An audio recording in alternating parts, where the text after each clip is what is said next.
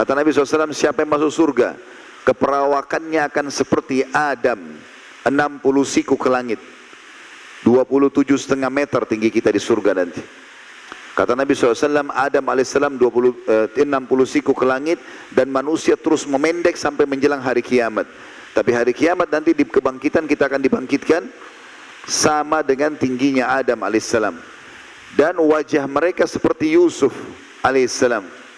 Yang kata Nabi SAW, Yusuf AS telah diberikan sepertiga kegagahan dunia.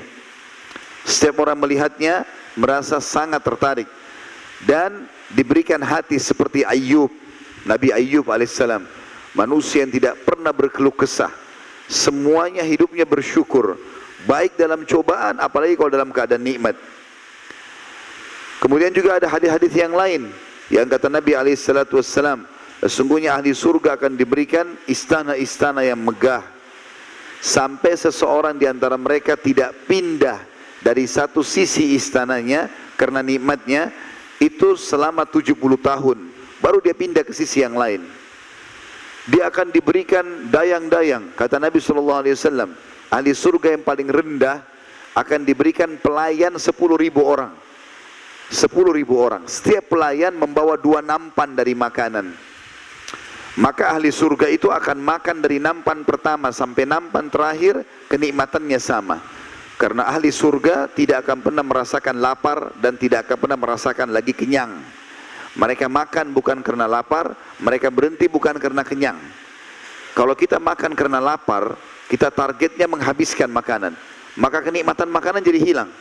Tapi kalau kita dalam kondisi tidak lapar, kemudian kita juga tidak kenyang, ditawarkan mau makan apa Pak, mau makan apa Bu, kita mesti bisa milih. Oh saya mau makan ini, saya mau makan, karena dia bisa nikmati, perutnya nggak lapar. Begitu juga kalau orang kenyang, kalau kenyang dia nggak bisa makan lagi, kenikmatan makanan hilang. Kalau dia sudah makan 2 piring, dikasih lagi ayam bakar, dikasih lagi ini, dia nggak bisa makan lagi.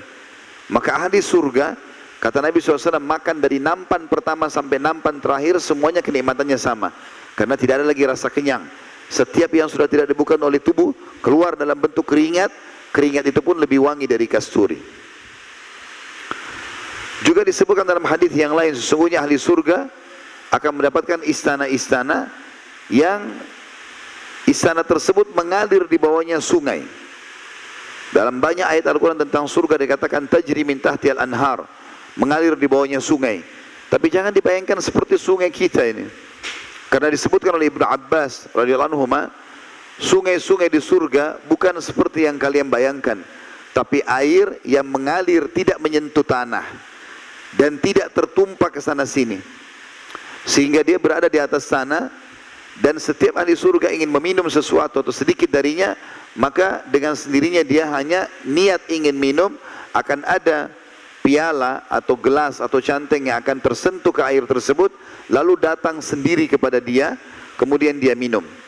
Dan Allah memuji wadah-wadah ini sambil mengatakan, sungguh benar-benar sudah diukur dengan takaran yang tepat untuk mulutnya ahli surga, untuk kadar minuman yang keluar darinya.